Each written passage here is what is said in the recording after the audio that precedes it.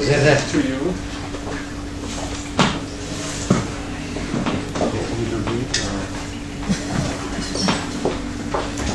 Sim, só para a gravação. Ainda precisa, olha. Should we pass this on? Não é preciso. Okay, we don't need it.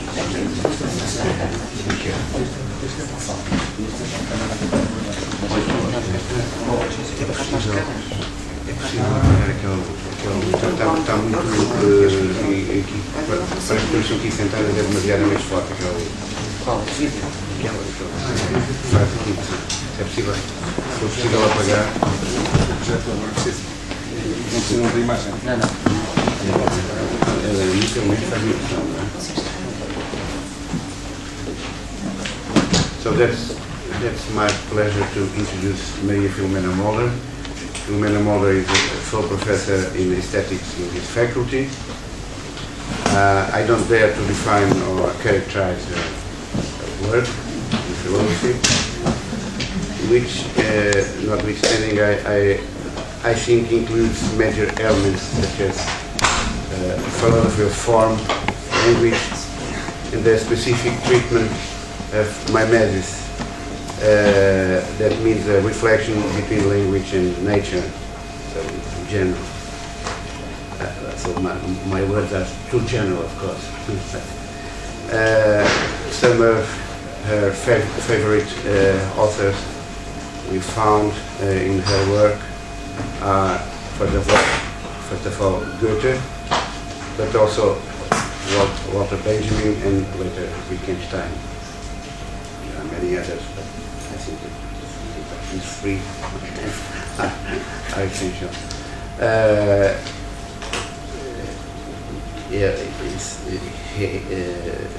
She has published a lot of works, and I mentioned only the latest one book about Walter Benjamin, reader of Baudelaire. Obrigada. Eu vou pedir desculpa a todos os portugueses pelo meu inglês. Os ingleses desculpam logo. E também vou pedir desculpa por ter de ler parte. Eu quero agradecer ao Paulo Filipe Monteiro, que está. I want to thank Paulo Filipe Monteiro for the kind invitation to be here, and I will try to talk about Wittgenstein, the dramatic pattern of the Wittgensteinian language games and plays. But before, I would like to give an idea of my own interest in philosophy related with us. But first, I would like to provide you a resume of my interest in philosophy in this field of texture or dramatic plot.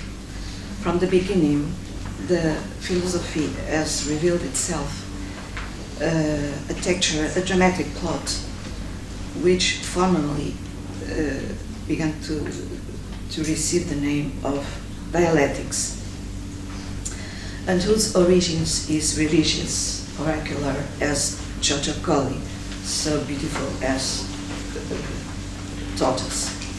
It is also notorious that Greek tragedy, contemporaneous to the rising of philosophy, returns or goes back to this origin. Plotinus, the last Greek philosopher, as Giorgio Colli calls him, has showed that we are almost always in the true, in the relationship between one and another, which has to do with unfolding, with the duplication inherent to intelligence and to the creation of forms. That plot, that texture, must also have to do with this fertile unfolding. The tension between to test this link and to provide the good touchstones for it. It's all I see, I catch, I discover in the authors that interested me. For instance, Dante, Goethe, Nietzsche, Benjamin, and Wittgenstein. In the philosophical investigations, the introduction of the concept of language games, language plays, points out to its matches, its pattern, learning to speak. For instance, in the paragraphs 5 and 7 and 19 and 23. In the 19, he introduces the concept of form of life as an activity, as we have seen in the film, as an example. And in the 23, he gives us a list, incomplete, of several language games or language plays as playing theater, as our colleague has quoted, but also to pray and to curse and so on, but also to present a diagramic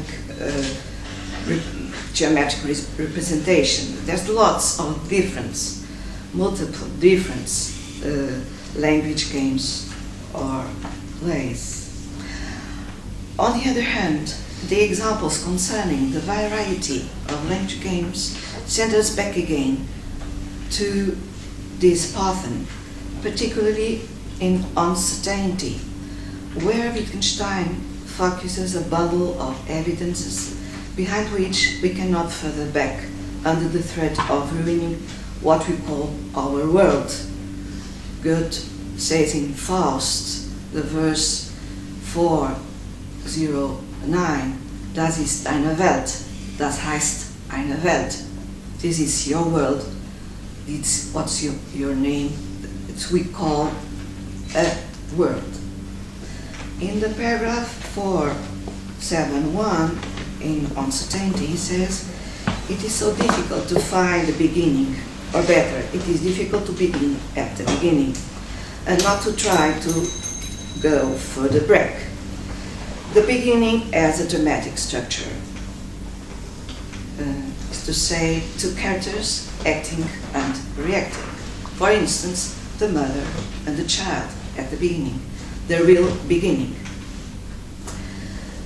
If we went back behind the beginning, we should fall out of the world where we live and to which we are not yet acquainted. This is what we aim to show. Regarding this bundle of evidence, we can say that the ensemble of this bundle of evidence with their rules and their physiognomic traces, as you can find in Philosophical Investigations 5, 6, 8, and their spirit, as you can find in the same text, paragraphs 4, 3, 2 and 5, 6, 4. We find, and their spirit, if we take the system in a very broad sense and living sense, we can discover what Lebensform is, in the sense that it is what is given to us. It's something that is given to us that was called Lebensform and other variations.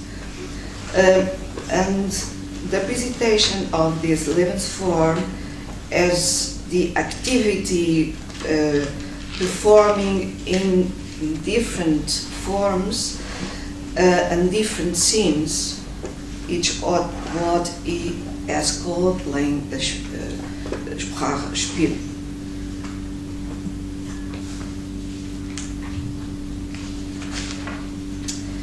The root of the language game is so dramatic. Language has always to do with mother tongue.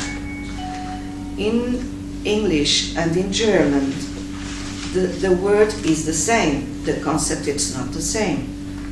In Portuguese we say linguagem e língua, as the French, langage et langue. In German and in English we have always language. But for me, in the most cases, Wittgenstein is thinking about mother tongue, the language we learn from our parents or those who play as our parents. Then language games and learning to speak are inseparable, and we much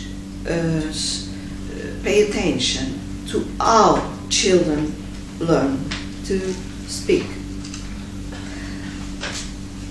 Sometimes often he seeks the early reaction, which is called from him as a primitive language game. Not chess, for example. Chess is not a primitive language. There is a very deep relationship between reaction and desire. Speaking and wanting to speak, to me, is the same as addressing someone. As he says in, for instance, philosophical investigations 4.5.6 and 4.5.7. A couple of words by Goethe. Im Anfang war die Tat. At the beginning was the deed. And the causa finalis of the world and the human action is dramatic poetry. He writes this in a letter to Madame von Stein, March the 3rd from 1785, just before he left to Italy. He quotes Im Anfang war die Tat at least 2 times, in Uncertainty, paragraph 402, and in the Feminist Bemerkungen, Culture and Value, from 37. The first is the end of a verse from Faust, the Faust 1. Is mentioned at least twice, as I said. Not the second, never mentioned. But since I found it, the causa finalis of the world and human action is dramatic poetry, I cannot stop thinking about its resonance and its truth, and I return to it again and again. Let's look at the talk contest for the first Goethean quotation, the end of the verse 1, 2, 3, 7 from Faust the first. It is a moment where Faust returns to his student Zima, followed by the black dog, whose metamorphosis is named Mephistopheles. He has found this black dog during the walk he has made with his famous Wagner. And it picks the New Testament and the word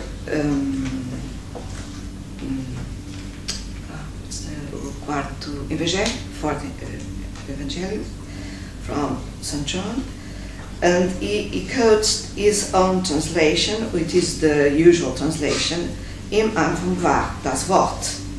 At the beginning was the word. And then he said, but can I continue with this translation? I have this in German, but it will be hard to understand for perhaps some of you. And I'm giving you a resume. I do not care so much about word in a way so high. There must be another way of translating logos. And then perhaps he feels that the spirit as healthy, erleuchtet, and writes, Im Anfang war der Sinn. At the beginning was the meaning. But immediately he wrote this, at the first word, he thought he went too far. It was übereilig. It is too easy, the translation, meaning. And he helped another time for the help from the Spirit, but he said something very important. How is it meaning? Working and creating things. It's not possible. Meaning does not create things, does not operate from itself. And then he wrote, Im Anfang war die Kraft. At the beginning was the force or the energy. It was better, but he comprehended, he understood that it was not the real thing, and suddenly he understood that he must write with confidence, Im Anfang war die Tat. And then we have 4 translations. Word, meaning, force, and deed, act. And I think that, Wittgenstein knew very well the exercise which Faust was improving with these different translations. And I see in the way as Wittgenstein thinks about language and about words, this process from meaning to force and from force to deed. It was kind of introduction. Then, first point. The method of Wittgenstein, it is also referred today, and in a very good way, critical way. It is a method of comparison, in a sense of discovering examples, scenes, stagings. Therefore, the Wittgensteinian effort is also a multiplication of stagings, of scenes. Examples are always scenes or preparations for scenes, and the staging is inherent. The meaning, the demand for what is meaning or its sense is never satisfied. It never stops inventing these scenes, close to the Platonic dialogue of the soul with itself. He doesn't quote Plato, but he talks in a very keen sense in culture and value in 48. And he often writes, Wittgenstein, say to yourself, and also, if you do it, and if you travel to a distant tribe, all invitations for stage actions, which they are called Gedankenexperimente, but it's not a word from him. Others have also used this Gedankenexperiment in a very different way, as Frege. The second point to this first time, the Sprachspiele, the language games and the language plays are expressions of activities in relationships with words. But also Wittgenstein understands Worten as Taten, words as deeds, as acts. In the Vermischte Bemerkungen, also Kachonvel in 45. And the acts, the deeds, have to do with muscles, with movements, with real movements, like in the film, dancing or speaking, for instance. When we are in a car and we are in a hurry and the driver is moving very slowly, we make movements of fastness, not with the illusion that the car will move faster, but it is impossible to do not these movements, for our imagination drives our muscles and our desires drives our imagination. And I think Wittgenstein has understood this picture well, better than any other philosopher. You can find many examples. I give you some from the philosophical investigations: 534, 530, 546, 543, 589, 576, 445. And the importance of muscles, it's also inseparable from his method. I can read you a passage in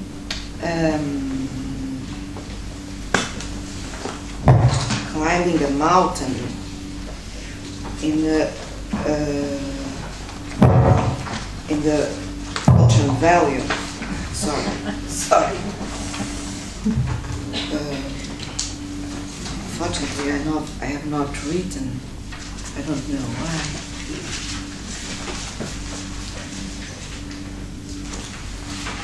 In philosophizing, it is important for me to keep changing my position, not to stay very long on one leg, so as not to get stiff. If as someone on a long uphill climb walks backwards for a while to stretch some different muscles. And it is in 37. Using the hands in this way and that way. The Sprachspiel is being played.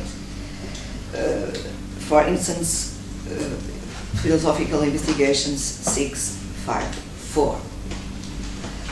This network of plot, gestures, desires, this is where the depth of our language, games or plays is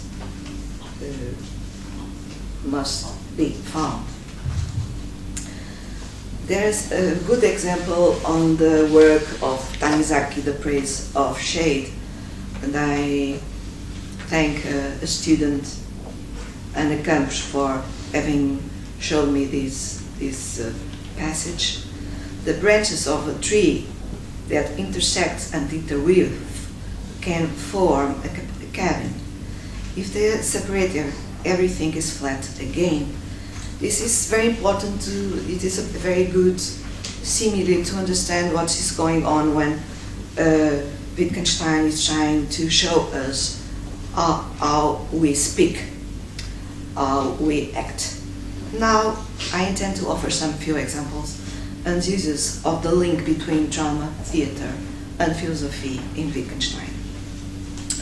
Already in the Tractatus, we find a variation of the theatrical pattern in order to understand the relationship between the names, the propositions, and what it is going on in the world, the different Sachlage.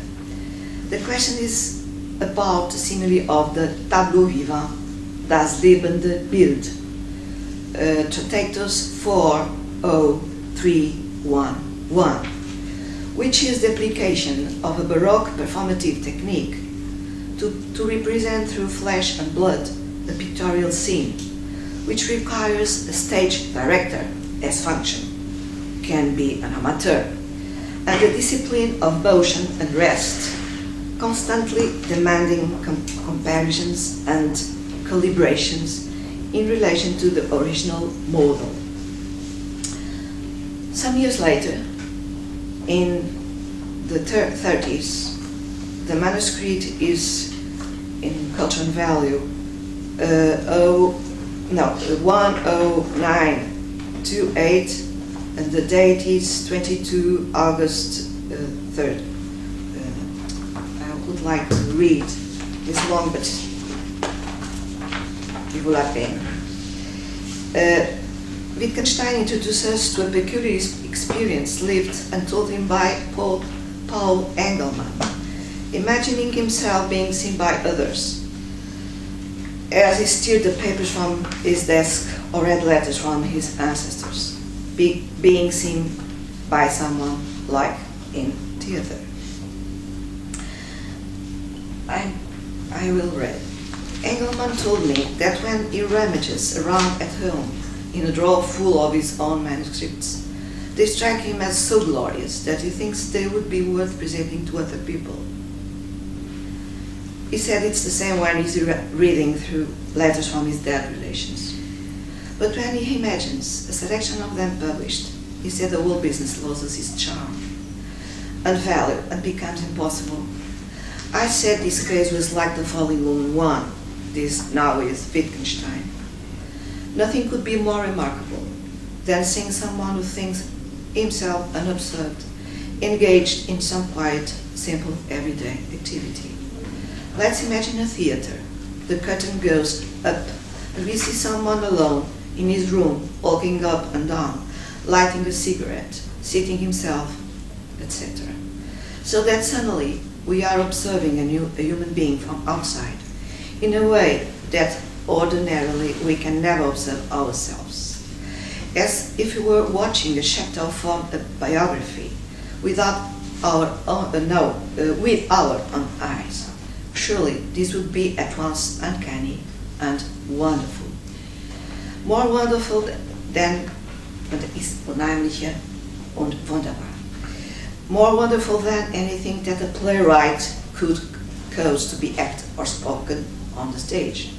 We should be seeing life itself.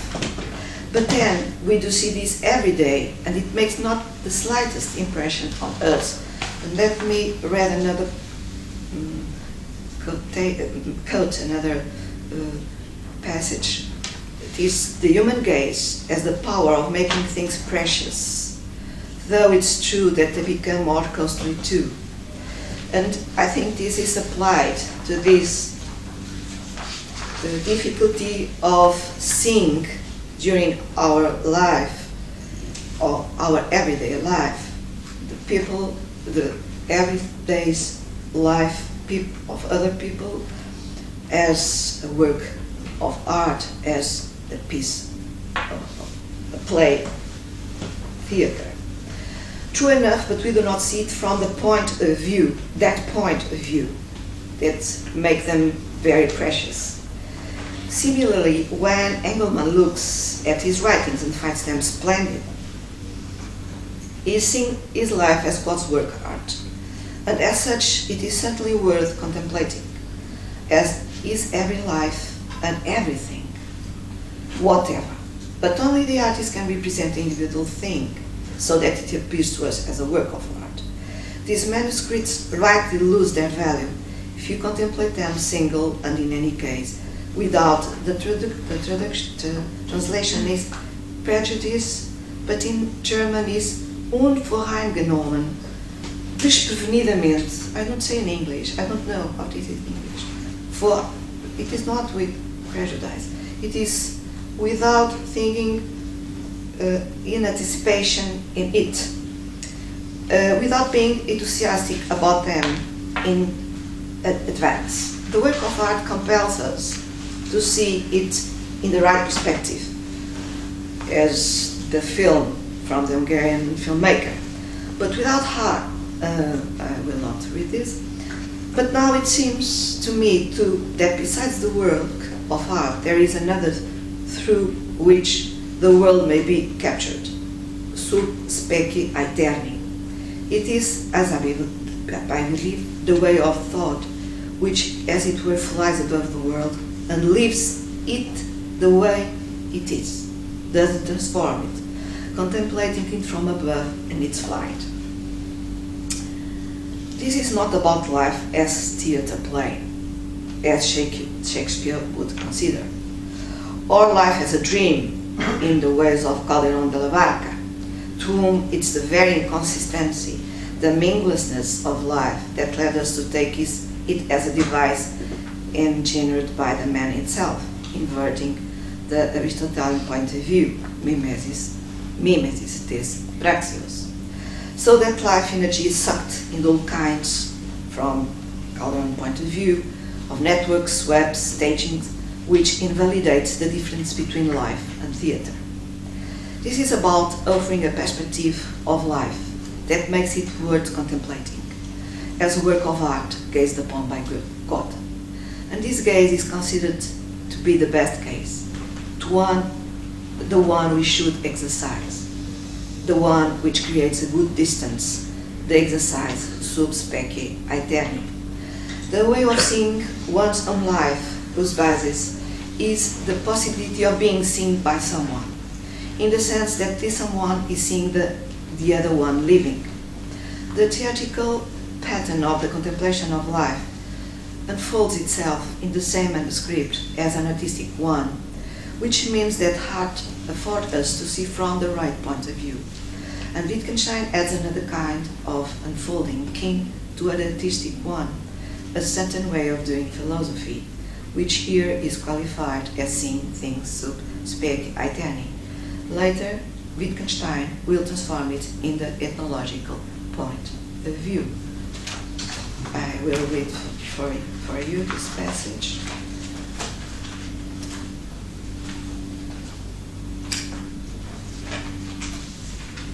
If you use the ethnological approach, does that mean we are saying philosophy is ethnology? No.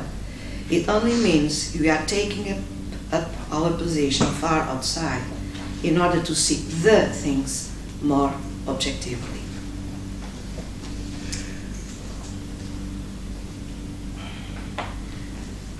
The double use of the mask, for instance, as an expression of a spiritual character, as in the cultural value, or as dissimulation, when he speaks in the investigation, in philosophical investigation between the difference of English people and Irish people, is that English people dissimulates more than the Irish people. The importance he gives to the actor, the player, and the importance that he recognizes in the experience of pain and experience of compassion have to do with this relationship between language games, language plays, theater, art, and philosophy. Wittgenstein's interest for dissimulation is theatrical examples. The drama and the player are not following the paradox of Diderot. Maybe he doesn't even know it, but that's not the issue. That is, the feeling, the pain, the player feels the pain he does not feel. This is not Wittgenstein, which is also not precisely the same as the pretending in the autobiography of Fernando Pessoa, who I will read in Portuguese first and then in English. O poeta é fingidor, finge tão completamente que chega a fingir que é dor, a dor que deveras sente. I find 13 different translations, and I choose the one there were two not bad, but one was better than the other. The poet is a pretender. Pretend as completely. That comes to pretend that the pain is the pain that they really feel. Douglas Storm, the translator. It seems as though Stanislavski created another paradox, the player can feel the pain he does not feel, or even better, the pain he feels through the other, feel the pain and not succumb to it. The player's own technique has to do with this, and I think the player's own technique has to do in some details, very important details, with the technique of the poet, of Fernando Pessoa in this case. I have not studied Stanislavski. I have read a very brief text when he tries to invite the student to say the word night or the word yes in very multiple ways. And this multiplication of ways of saying, where I can see there is some relationship between Stanislavski's method and Wittgenstein, but I have not made a research. What if we question the... but I think Wittgenstein would be closer to him than to Diderot. What if we question the pain of Hecuba in the Trojan women by Euripides? Or what if we question the pain of the anguish of Cassandra in Aeschylus' Agamemnon? Or if we question the pain of someone is suffering in front of us? This last question is made and several times from Wittgenstein. The issue is to understand the player's process of learning and how Nietzsche can help us here. It is the player's training like this. It is my description from paragraph 7 of Birth of Tragedy. First of all, there is a community of enthusiastic people, satiric beings, men out of themselves. Because of some man and animal. At the same time, they are animal because they are out of themselves. Animals. Men out of themselves because of something they see and feel. Good God Dionysus is their Lord. Singing and dancing together, suddenly one of them moves forward, as if some image everybody is beginning to see was projected in him, which means Apollo joins Dionysus. This one moving forward is the first actor, still under the influence of Dionysian mania, but already sketching a distance that is also a character, an agent of Dionysian pain, an Apollyon mask. We can consider the second and the third actors, the later definitively stabilized with Sophocles, as variations of the first, and already its result. This means the formation of a game of forces, a plot of actions. Tragedy has begun. And then I will end with a few examples, I will not read them, about learning how to say the word this and that in multiple ways and understand what the meaning of the word is. And the meaning is, at the same time, use, physiognomy, and spirit of the language game. How many ways can we find to say the word yes or the word night? For instance, in last writings on philosophy of psychology, the paragraphs 13, 38, 132, 134, 191, I can give you the first part, and the second, 48, 190, 260, and so on. And the other examples for me, very, very important, where the dramatic scene is more frequent, the most poignant, where much is at stake in Wittgenstein, is recognizing pain. and compassion. And the paragraphs, I shall read two of them in philosophical investigations, and I will conclude with these quotations. 382.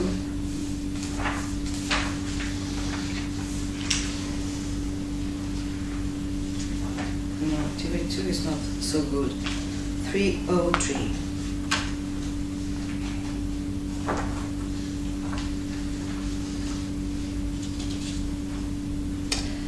I can only believe that someone else is in pain, but I know it if I am. Yes, one can make the decision to say I believe he is in pain instead of he is in pain. But that is all. What looks like an explanation here, or like a statement about a mental process, is in truth an exchange of one expression for another, which, while we are doing philosophy, seems the more appropriate one. Just try, in a real case, to doubt someone else's fear or pain. I think it's enough.